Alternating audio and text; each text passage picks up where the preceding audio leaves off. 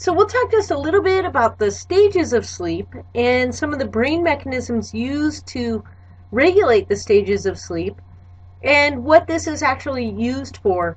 So sleep is a very specialized state, and a variety of important functions are going to be helped by sleep, including conservation of energy, repair and restoration, and learning and memory consolidation occur during this time.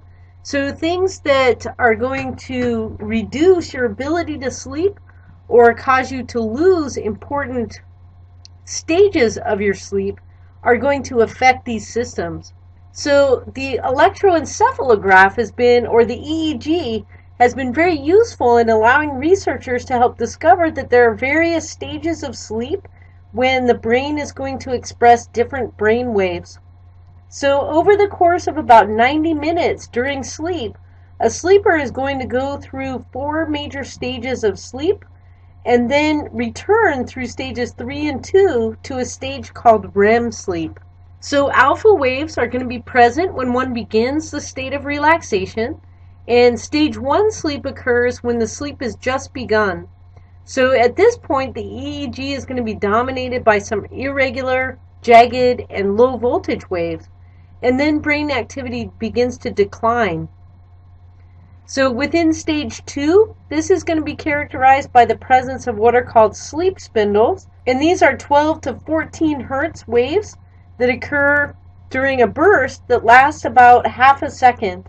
And then K complexes are going to be sharp, high amplitude negative waves that are followed by smaller, slower positive waves. And so we'll see some examples of these different stages of sleep here in a minute. During stage 3 and stage 4, these constitute slow wave sleep. So these are characterized by EEG recordings of slow, large amplitude waves. And in addition to these types of wavelengths, you have slowing of the heart rate and the breathing rate and of brain activity. You also have very highly synchronized neuronal activity during this stage of sleep. And then as you move backwards through stages 3 and 2, you'll reach a stage called REM sleep, and this is called rapid eye movement sleep. So these are periods that are characterized by very rapid eye movements. It's also known as paradoxical sleep because it's a deep sleep in some ways, but it's a very light sleep in other ways. So the EEG waves are going to be irregular, low voltage, and fast during this time. And the postural muscles of the body typically are more relaxed during the REM stage of sleep than they are at other stages. This is also the stage of sleep when our most vivid and active dreams actually are going to occur. So dreams can occur in any of the 4 stages of sleep, but they're most vivid and memorable when they occur during REM sleep.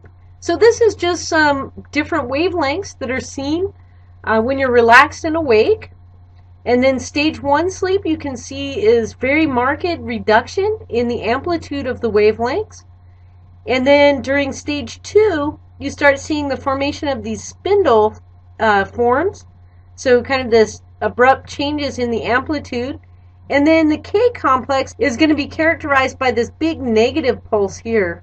Stage 3 and stage 4 sleep have much more erratic fluctuations in the voltage that are associated with them, and then the REM sleep is going to look much more leveled out when you're actually having the rapid eye movement sleep. So this diagram is showing you the difference between the delta waves that are shown on the top, these are a little bit higher voltage, and the alpha waves that are shown on the bottom. And you can see that during the REM sleep, the alpha waves, or the lower frequency waves, are more common brain wavelengths that will occur during the rapid eye movement sleep. So stages other than the REM, so stages 1 through 4, are called non-REM sleep modes, or NREM. So when one falls asleep, they're going to progress through stages 1 through 4 in a sequential order, and then after about an hour to 90 minutes, the person begins to cycle back through the stages from stages 4, 3, 2, and then they will enter a REM cycle. So this sequence is going to repeat with each cycle lasting about 90 minutes. So you can see this type of patterning if a person is actually wearing electrodes to do sleep studies, what you'll see is when they're sleeping that they will pattern through these different cycles of sleep. So to do these type of sleep studies, they actually have to put all of these electrodes on around their body while they're actually sleeping. So I don't really know how they can do that. I don't think I could fall asleep like that unless I was really tired. But that's how these sleep studies are done, and that's how they visualize when they're in different stages of sleep, is by measuring their brain waves. And so we won't go into a lot of detail here, but there are various brain mechanisms that are quite convoluted, and there are various brain mechanisms then that are associated with wakefulness and arousal. So the reticular formation is going to be part of the midbrain that is going to extend from the medulla to the forebrain, and this helps to be responsible for arousal. This is just a nice table that is going to show some of the brain structures for both arousal and for sleep, and the neurotransmitters that are the main function, that have the main function within these different parts of the brain. So the pontomesencephalon is going to release acetylcholine and glutamate, and this typically increases cortical arousal. The locus coeruleus is going to secrete norepinephrine, and this is going to increase information storage during wakefulness, and it suppresses REM sleep. So remember, norepinephrine is also one of those neurotransmitters that is regulated in the fight or flight response. So you can see that our effects on the circadian rhythm are going to be altered if we are under differing levels of stress, because the stress hormones and neurotransmitters that get activated can also have effect or play a role on our ability to follow our natural circadian rhythm. They can act as Zeitgebers as well. So if you have increased stress, increased norepinephrine, you can suppress REM sleep. Within the basal forebrain, the excitatory cells are going to express acetylcholine. This would excite the thalamus and the cortex, increase learning and attention, and shift sleep from the NREM to the REM stages. The function of inhibitory cells, or the GABA expressing neurotransmitter, is going to inhibit the thalamus and the cortex at this point. And within the hypothalamus, histamine can play a role, and orexin can play a role, and we'll talk just a little bit more about these two, to help increase arousal. So this is a stimulant. And to maintain wakefulness, orexin can be expressed from the hypothalamus. So again, the hypothalamus is going to be a key regulator of our circadian rhythms. It's also a key regulator, again, of stress response as well. So really, these connections between the mind and the body largely move through the hypothalamus and its connection with these smaller glands that are going to help secrete hormones that control and regulate different body processes. So in particular, the pituitary gland, but also the pineal gland in helping regulate circadian rhythms. So the dorsal raphe and pons nucleus are going to secrete serotonin, and these will interrupt REM sleep if these guys are activated. So the pontomesencephalon is a part of the midbrain, and this is going to contribute to cortical arousal. So we'll see a diagram of this in a few minutes. The axons here extend to the thalamus and the basal forebrain, and they release acetylcholine and glutamate, which produces excitatory effects to widespread areas of the cortex. So stimulation of this area is going to help awaken sleeping individuals and increase alertness in those that are already awake. The locus coeruleus is a smaller structure in the pons, and the axons here release norepinephrine and arouse various areas of the cortex, and they also increase wakefulness. So these guys are usually dormant while asleep. So this is the overall system. It's quite complex, and you can see that many areas of the cortex are being activated then and regulated by this smaller region that is going to result largely near the hypothalamus. So the hypothalamus is located here. Activating signaling to the cortex is going to occur through acetylcholine. So again, this is going to activate alertness and an awake status. So this is going to be inhibiting sleep patterns at this point. Inhibitory neurotransmitters, the GABA, is going to get secreted into this area as well. And then histamine can also be released by the hypothalamus, and this is going to be activating cause increase in alertness and awakeness. And so one of the side effects that happens if we take antihistamines, because histamines are also involved in the immune system and the allergic response, is that a side effect of taking antihistamines is it's going to block this activity within the brain as well. And so if you block histamine release from the hypothalamus, it's going to cause a decrease in the alertness that you feel, and so it can cause drowsiness or sleepiness. Within the basal forebrain, this is an area that is going to be anterior and dorsal to the hypothalamus. This contains cells that extend throughout the thalamus and the cerebral cortex. And the cells of the basal forebrain are going to release the inhibitory neurotransmitter GABA. And so we saw that pathway here, the basal forebrain releasing the GABA. And so inhibition provided by the GABA neurons is going to be essential for sleep. So they're going to act opposing to the activating pathways, the acetylcholine neurons. When these guys are active, and the green light means go, essentially. And so you're going to be more alert and more awake when the acetylcholine is being expressed. Or when you have histamine release. This is also going to be an activating factor, causing also the activation of this neural pathway, release of the acetylcholine within this region, increase of alertness. The inhibitory pathway, the activation of the GABA neurons, is going to keep the neurons in the cortex quieted down and allow for a restful state during sleep. So this is just showing the GABA activation of the cortex at this point. So the hypothalamus contains neurons that are going to release histamine. We've been talking about histamine a little bit. And this produces widespread excitatory effects throughout the brain. And again, this is why antihistamines produce the side effect of sleepiness that we get when we take them to help control our allergy symptoms, as histamines also activate the immune system inappropriately or overstimulate the immune system so that we get like watery eyes or runny nose or itchy feelings when we're allergic to something. So in addition to histamine, orexin is also a peptide neurotransmitter. This is released from the lateral nucleus of the hypothalamus, and this one is highly responsible for the ability to stay awake. So histamine and orexin are two more neurotransmitters.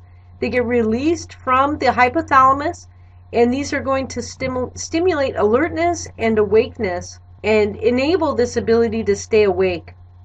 So they ultimately are going to stimulate acetylcholine releasing cells in the forebrain or the cortex and within the brainstem to help increase wakefulness and arousal within the brain. So decrease in arousal that's required for sleep is accomplished in the following ways. First, there's a decrease in the temperature of the brain and the body. They're decreasing stimulation by finding a quiet environment. You have an accumulation of adenosine in the brain, and this is going to help inhibit the basal forebrain cells that are responsible for arousal. And so adenosine, remember, is a nucleoside, and so it's got the adenine base and the sugar, ribose, that are used to build RNA molecules. So adenosine is also used in signaling, cell signaling as well. So the receptors that are responsive to the presence of adenosine within the brain that will help inhibit the stimulation of the forebrain cells is blocked by caffeine. So one of the effects of caffeine is to block the adenosine receptors, and you can delay the quieting of the brain and help inhibit a sleepy state or a sleepiness. The accumulation of prostaglandins, which are other signaling molecules.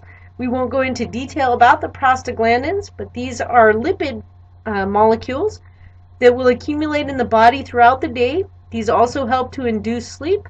They also have regulatory function in immune system response as well. So within the brain, the prostaglandins are going to stimulate clusters of neurons that will inhibit the hypothalamic cells that are responsible for increased arousal. So typically they will inhibit things like the release of histamine from these regions. So during REM sleep, activity increases within the pons, and this triggers the onset of REM sleep. Activity also increases within the limbic system, the parietal cortex, and the temporal cortex. So these are primary areas that are going to be involved in mood, in memory, and in learning and memory storage. Activity decreases in primary visual cortex, the motor cortex, and the dorsolateral prefrontal cortex. So you've got activity decrease in the areas of the brain that are going to be primarily connected to the external environment. So typically the part of the brain that becomes active during sleep is the internal environment. So your processing centers, processing memories, processing learning, processing information that has been collected throughout the day, these centers are still active during sleep. So PGO waves are going to be the wave type that is highly associated with the REM sleep, and they can be detected within these different regions of the brain. And if you're deprived of REM sleep, so if you go through a few nights where your sleep's disrupted and you can't quite make it into the REM state, if you have deprivation, once you do get a good night's sleep, this will result in a high density of PGO waves that will increase the intensity of the REM sleep that you actually do end up getting. And so this will occur when you're allowed to sleep normally again. And there can be up to 50% increase in the PGO waves that occurs when you have suffered REM deprivation. And so you can measure these different wave types as they occur within different regions of the brain during sleep. And they're measured by the EEG and the electrode placement at different regions on the skull when you're actually starting to measure activity areas of the brain. So cells within the pons are going to send messages to the spinal cord, which inhibit motor neurons that control the body's large muscles. This is going to prevent motor movement during REM sleep, so you're kind of shutting off the part of your brain that's going to connect you with the external environment. REM is also regulated by serotonin and acetylcholine, so drugs that stimulate acetylcholine receptors will quickly move people into the REM state of sleep. Serotonin, however, is going to interrupt or shorten the REM sleep pattern. So acetylcholine is activating to go into REM sleep, and serotonin is inhibitory. So when insomnia occurs, this is a sleep disorder that's associated with the inability to fall asleep or to stay asleep. And it results in inadequate sleep, so you've got sleep deprivation. It can be caused by a number of different factors: noise, stress, medication. It can also be the result of disorders such as epilepsy, Parkinson's disease, depression, anxiety, or other psychiatric conditions, depression. You can also develop dependence on medications like sleeping pills, or you can suffer shifts in the circadian rhythm that can result in insomnia. So jet lag, for example, would actually cause a shift in the circadian rhythm and result oftentimes in a state of insomnia where you can't get to sleep or you have trouble staying asleep. So in the top diagram here, you see a normal circadian rhythm and normal body temperature. And this is the sleep period where you'll have body temperature lowered over the circadian time. If you have phase delays, you might have trouble getting to sleep. So this would be one possibility for somebody that's suffering from insomnia. Or you may have a phase shift that causes a phase advance, and so you get sleepy earlier in the day, and your sleep period gets moved up, and then you can't stay asleep in the middle of the night. So you wake up in the middle of the night, and you can't get back to sleep. So this can be bad if you're not getting enough sleep, because we all have to work and we all have to function within our set times during the day. If your circadian rhythm gets off and you're suffering from insomnia, this can dramatically affect your lifestyle, because our sleep is the major function for helping us conserve energy. It restores the brain and the body, and this is also a primary time for memory consolidation. So for conservation of energy, sleep accomplishes this because it helps decrease our body temperature. So it takes a lot of energy for our body to maintain our core temperature. So even a decrease in 1 to 2 degrees Celsius within mammals is a huge savings of energy. You also have a dramatic decrease in muscle activity during this time because you're obviously not active, you're just laying very still. So animals typically will increase their sleep time during food shortages. So sleep is kind of analogous to hibernation of animals. And animals' sleep habits are also influenced by particular aspects of their life. And these include how many hours they spend each day devoted to looking for food, how much food they actually get, safety from predators while they sleep. So animals that are highly preyed upon are not going to sleep very well. Their sleep is often disturbed and pretty restless because they have to maintain vigilance so that they can outwit the predators. So you'll have differential sleep patterns of different types of animals, from dolphins to migratory birds. And so this is kind of an interesting chart.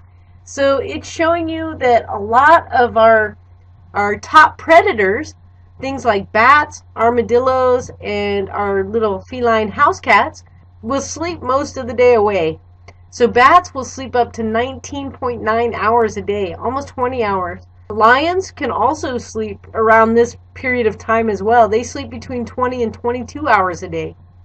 Armadillos up at 18 and a half, and our friendly feline at about 14 and a half hours a day. So my cat definitely looks lazy all the time sleeping. Other animals get a moderate amount of sleep. We are included in this at about 8 hours. The rhesus monkey and other primates at about 9.6 to 10 hours. You can see foxes up here, rabbits. Typically these type of omnivore type of animals are small animals that can probably hide from predators so that they can feel safe and they're in their hutch or their home or their hole where they can be away from predators and be able to enter a deeper sleep. If you look at other animals that have higher predatory rates, typically, and these are also typically the primary feeding organisms, so they're feeding on primary food sources like grasses and other plant materials, so they're getting more energy from their food initially. You can see that they sleep quite a bit less. The cow only sleeps about 4 hours a night, sheep and goats about the same, and the poor horse only gets about 3 hours of sleep a night. That's pretty amazing. And then we leave them in the stall like the rest of the night while we're sleeping. Poor guys, they're like all awake. They've been awake for 4 hours, and we come out 4 or 5 hours when we come out and let them back out. They're just hanging out, standing in their stall waiting for us. So sleep is going to enable restorative processes within the brain. So proteins can be rebuilt, our energy supplies are replenished, and if we have sleep deprivation, even moderate sleep deprivation, this can result in impaired concentration, irritability, hallucinations, tremors, unpleasant mood, and decreased response of the immune system. So there's a lot of effects that can occur and a lot of implications for human health in people that have sleep deprivation.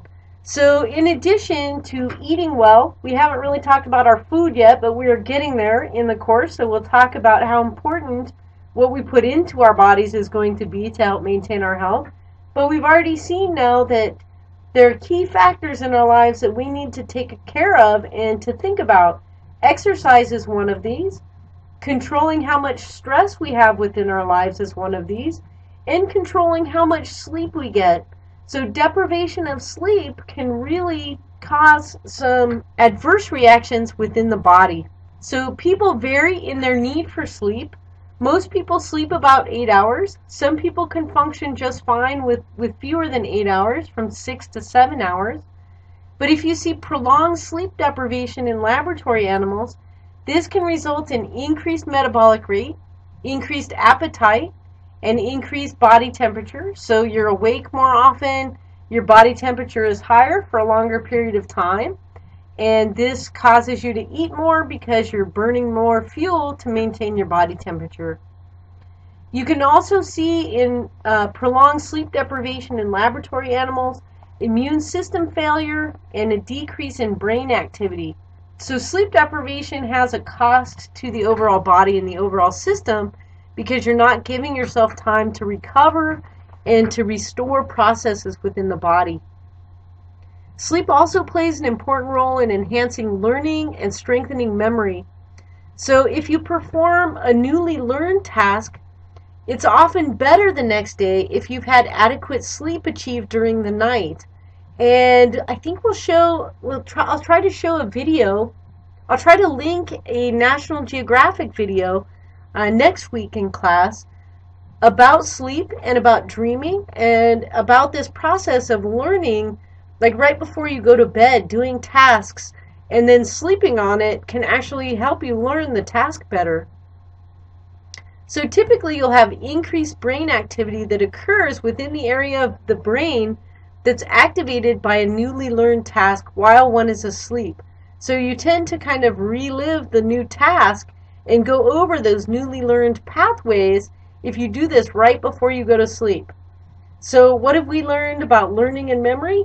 We should exercise before we go into our toughest class, because we're going to cause the release of BDNF. We're going to have the best neuroplasticity during this time and the outreach of new dendrites to make new connections within the brain to enhance learning potential.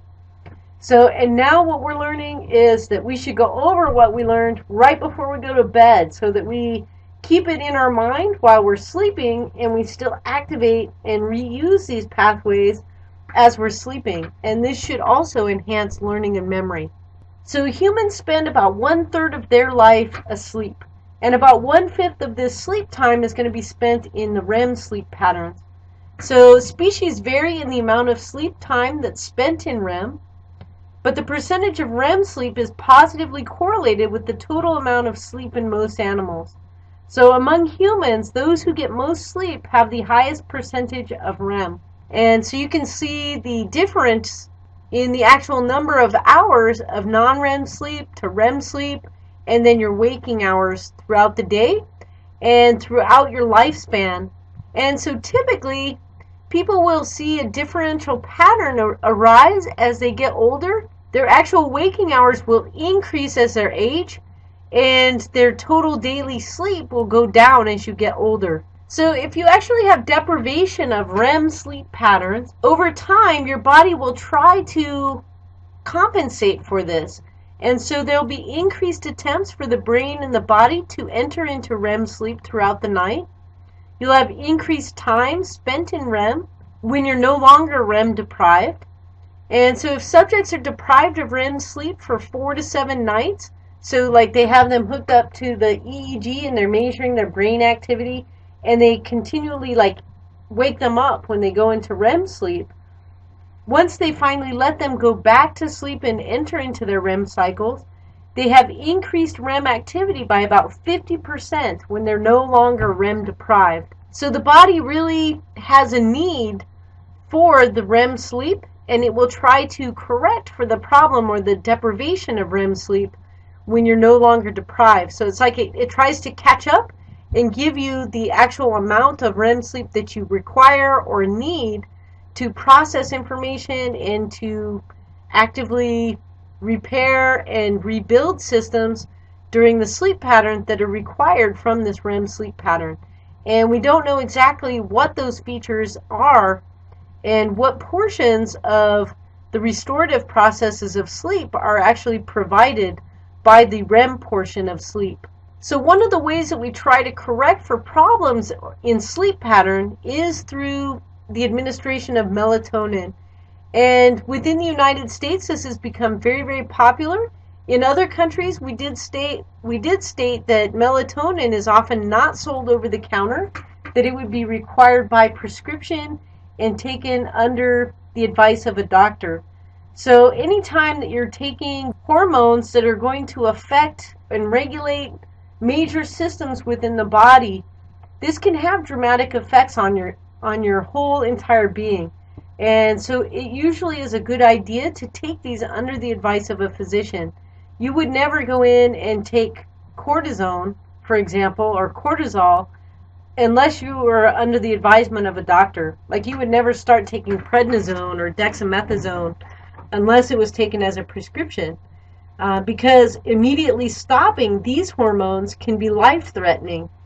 And so you can see that hormonal balances within the body are very important, very tightly regulated in the body. And so messing up these systems can have big effects on the body.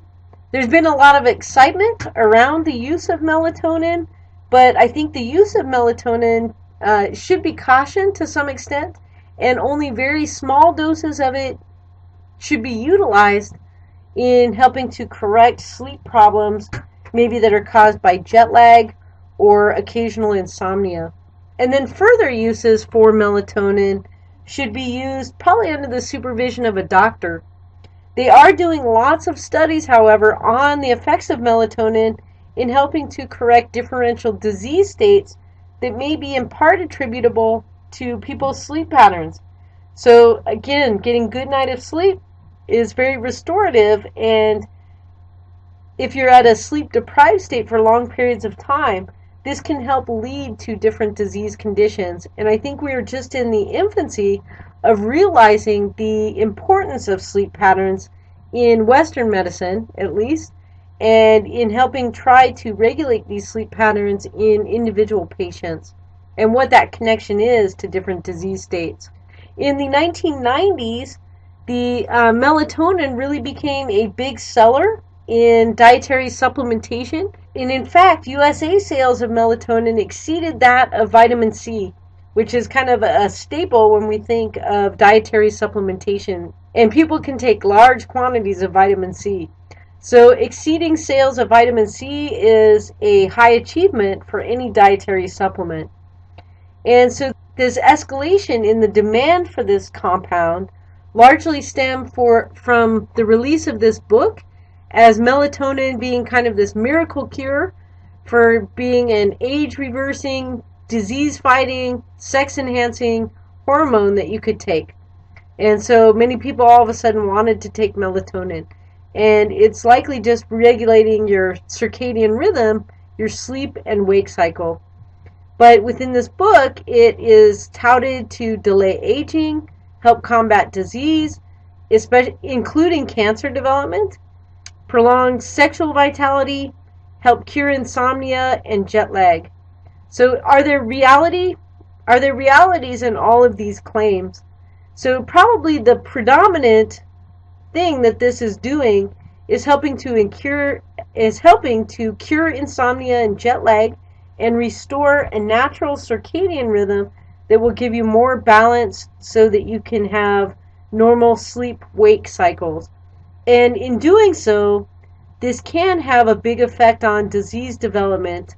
So this process of aging, combating disease, reducing stress levels, yes, all of these things may have effect by taking melatonin. Is it wise to take melatonin all the time? Probably not. So the use of melatonin is a seasonal clock in many animals. So it has seasonal functions in things like reproduction, behavior, coat growth, camouflage, and coloring. And so we saw some of that already at the beginning of the circadian rhythm talks. And in mammals, it can also affect things like the secretion of other hormones from the anterior pituitary gland, including luteinizing hormone and follicular stimulating hormone. And so melatonin actually suppresses these hormones from being released from the pituitary, and so they can suppress libido, and they can also suppress breeding within mammals. Interestingly, in humans, melatonin decreases as a person ages, and so it's believed that as children become teenagers, the nightly schedule of melatonin release is delayed, leading to later sleeping and waking times. So the secretion of melatonin is also dependent on light, and principally blue light around 460 to 480 nanometers suppresses melatonin release. So things like yellow light or light wavelengths greater than about 530 nanometers do not appear to suppress melatonin, even in bright light conditions. So melatonin use appears to cause very few side effects in the short term, so up to 3 months use when healthy people take it at very low doses. So there was a review in 2006 that looked at the efficacy and safety into 2 categories of the melatonin use. First was for sleep disturbances that are secondary to other diagnoses, and the second was for sleep disorders like jet lag and shift work, so people that work nights, that may accompany sleep restrictions. So what the study found is that there was no evidence that the melatonin was effective in treating the secondary sleep disorders or sleep disorders that accompany sleep restrictions, such as jet lag or shift work disorder. So these results are contradictory. So there are some studies on there that do find that melatonin can increase total sleep time in people that suffer sleep restriction or sleep restriction that's caused by jet lag. So you'll see both types of publications out there. The medical uses for melatonin also are very widespread. So it's not used just for sleep disorders or circadian rhythm disorders. It's been taken for all kinds of things. So melatonin has been shown to interact with the tau protein that actually contributes to neurofibrillary tangles that can occur with Alzheimer's disease that actually causes the neuronal death of the neurons in the hippocampal region that starts to lead to dementia. And so there's some thought that possibly melatonin could be used to help as a treatment or as a delaying mechanism to help prevent the onset of Alzheimer's disease. So these types of studies are currently still ongoing. So these types of studies have been done in typically mouse model systems for Alzheimer's disease, and they do show a very promising effect, and so possibly we will see this in the future as a recommended treatment for Alzheimer's disease. Melatonin's also been taken for certain mood disorders and has been found to be effective in treating one form of depression that's caused from seasonal affective disorder. It's also being considered for bipolar disease and other disorders that may have circadian disturbances that are involved. So the reason that it is being considered for bipolar disorder is that in 1985 it was observed that patients that had this condition were more sensitive to light. So, and typically what was seen is that they had a greater decrease in melatonin secretion in response to light exposure at night. And so this is a trait marker. So it's not necessarily a cause of bipolar disorder, but it's a trait marker. And so it may be a cause or a symptom that goes along with bipolar disorder. They're also investigating melatonin use in patients that have cancer. So some initial clinical trials have shown that it reduced the incidence of death from cancer, and there's another study that should be completed this year. Specifically, it's been found to have some reduction in the side effects of chemotherapy and radiation. So it can help make the patient a little bit more resilient to withstanding treatment from current cancer treatments. It's also been shown to reduce the formation of gallbladder stones or to reduce the gallbladder stones once they have formed. So it will help convert the cholesterol into bile so that it doesn't precipitate out into the gallbladder stones. It also can help increase the mobility of the gallstones and remove them from the gallbladder. It also appears to help be protective against oxidative damage and from radiation, so it is potentially radioprotective. So it's thought to be involved in scavenging free radicals. However, again, most of these findings have currently only been done in animal studies, and so they need to be followed up and looked at more closely before they move into human trials. So melatonin does have some unwanted effects at really high doses, so doses of about 3 milligrams per day or more may cause headaches, nausea, next day grogginess or irritability, specific hormone fluctuations, and vivid dreams or nightmares. Can also lead to reduced blood flow and hypothermia, so you have to be a little bit careful when you are taking this. So it is a hormone. Melatonin can also cause somnolence or drowsiness, so it should be taken with caution when operating machinery or driving. So melatonin in the United States is sold as a dietary supplement, and sometimes it can be combined with other ingredients such as vitamins or herbal extracts. And so it's not always labeled clearly as a drug, so you have to be a little bit careful when you're taking medications or dietary supplements that you know exactly what you're taking. So check your vitamin bottles and see if they do contain any melatonin. They also can be combined with food products as well. So they can be placed into beverages or into snack forms. And so you want to be careful again, that if you're drinking something that is marked as a relaxation drink, it could in fact contain melatonin. Melatonin can be found in certain food products as well. So cherries, especially the tart ones, have been found to have elevated levels of melatonin associated with them. And also walnuts. So walnuts have quite a high concentration of melatonin as well. Other foods that also contain elevated levels of melatonin would include sunflower seeds, celery, and bananas. So melatonin may also have a role in helping to treat schizophrenia and helping to inhibit antipsychotic side effects. So it also looks like melatonin can play a role in the management of viral infections. So it has some immunomodulatory effects. And this is likely due to the decrease in oxidative stress, so that it can act to scavenge free radicals. Melatonin has also been used again in oncology. So it's been found useful in breast cancer prevention, and also with the reduction again in the side effects of chemotherapy and radiation. Again, likely due to its role in reducing oxidative damage. So it's also been shown that night shift workers have decreased levels of melatonin, and they can actually, if they're women, be at an increased risk for breast cancer. So there's some thought that melatonin levels may play a role in this outcome. So in fact, the Danish government has taken this so seriously that they've actually started paying compensation to nurses and flight attendants that have acquired breast cancer.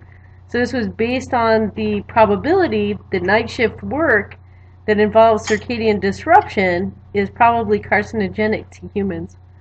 And they've also shown that the receptor for melatonin can actually produce a genetic variant called the MTNR1B variant, and this is actually associated with an increased risk for developing type 2 diabetes. So this is showing impaired insulin secretion and fasting glucose levels along with this variant.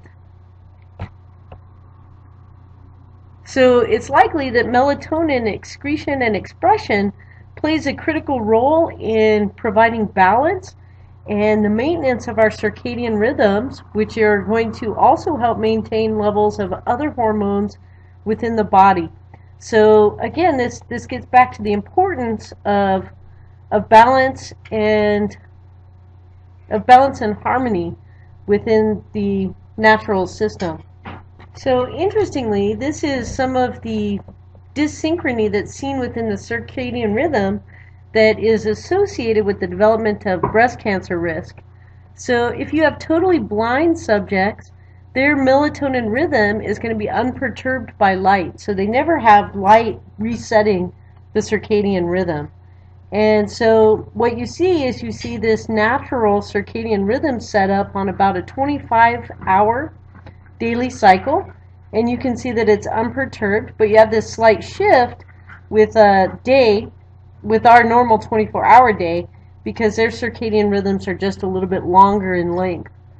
If you look at a normal person who is going to be exposed to light at the morning onset, you'll see that they have melatonin rhythm that's disrupted daily. So it's going to vary from what would naturally happen in the absence of light, but you still only have very small phase shifts and only mild suppression of the melatonin system. So it looks pretty similar to what you see in a totally blind person. It just has a little bit less regularity. And then if you see night shift workers, the melatonin rhythm is going to be dramatically disrupted on a daily basis. And you can see that some of this leads to dramatic suppression of the melatonin cycle in a more complete manner. And so this has been associated with a much higher breast cancer risk. So this may be where melatonin administration will come in handy, is by causing phase shift effects due to the administration of melatonin. And so many of these studies have been done in animal model systems as well as in humans. So it's been shown in humans that melatonin, if it's given in the evening, that this can cause a phase advance. And so you'll get a little bit tired earlier. You'll start the increase in melatonin levels within the body a little bit earlier than the natural effect. If melatonin is given in the morning, this will actually cause a phase delay.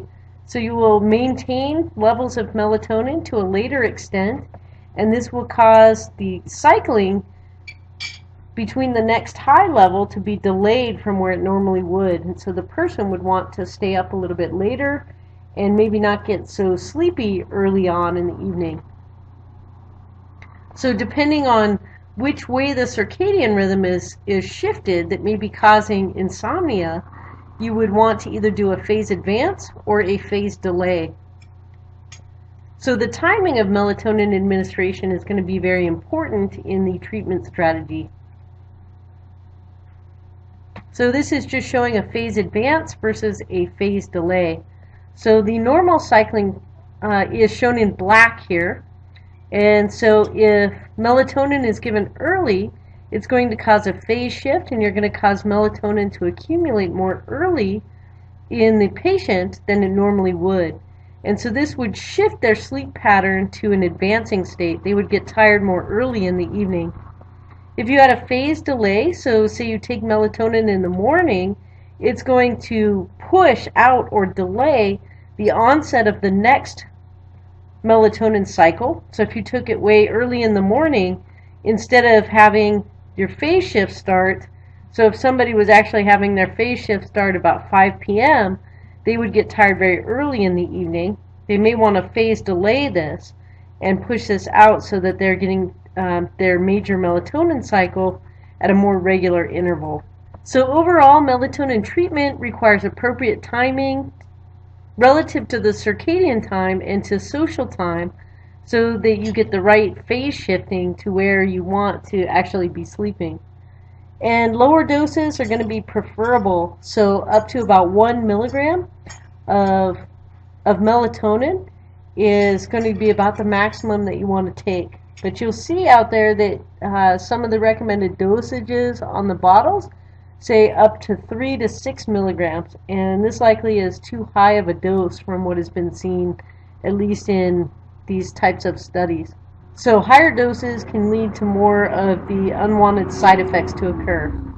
But the aim of the treatment then is to try to realign the phase angle between the sleep and the circadian system. So all this talk about the circadian rhythm really brings me to traditional Chinese medicine. So traditional Chinese medicine is based on the concept of harmony between yin and yang. And so that's seen in this traditional Chinese medicine symbol. So traditional Chinese medicine philosophy is prominently based on retaining balance and harmony within the human body. And so that is what the yin and yang symbol that's shown here is really representing. And in fact, the yin and yang concept is not only limited to medicine, but its concepts are expressed throughout nature. And so this implies larger energy balance, like energy balance on the planet, as well as energy balance within the person. So it's a very large concept that is utilized throughout Chinese philosophy, and it originally stemmed from the I Ching and Taoist philosophy.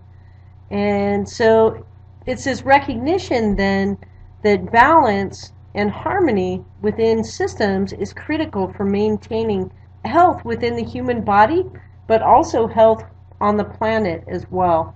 And so actually, acupuncture, which is a treatment strategy within traditional Chinese medicine, so we will embark on talking more about the concepts and the diagnostic techniques utilized in traditional Chinese medicine and how these relate to and are different from Western medicine. But what we'll see is one of the treatment modalities of acupuncture actually will affect the balance within our systems. And so it's trying to recreate energy balance, and it does this by actually altering the levels of hormone expression within the body at some level. And so one way that it does this is by altering the hormonal balance within the body. So in response to insomnia, if you have acupuncture done, this actually will increase nocturnal melatonin secretion. And it helps to reduce insomnia and anxiety. And so this is just showing urinary concentrations of melatonin. And so this doesn't happen directly during the acupuncture session. So they're not having acupuncture, at 9 p.m. at night. But this just increases their normal cycling of melatonin and expression within the body.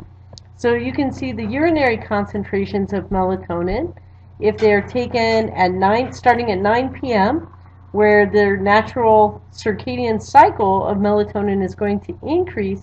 You can see that the maximum in patients that were treated with acupuncture is much higher within the patients that were treated with acupuncture than the ones that were not.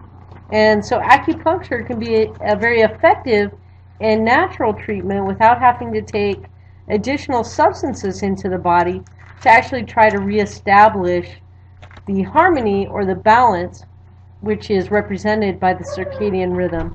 So in the next talk and during this week, we will learn a little bit more about traditional Chinese medicine. There's also a couple of videos that I will post, one from National Geographic and the other on Ayurvedic medicine practices from India. And both of these videos are not required for you to watch, but they are very interesting, and I would highly recommend, if you have some time, that you take the time to actually watch these. I think you will enjoy them very much.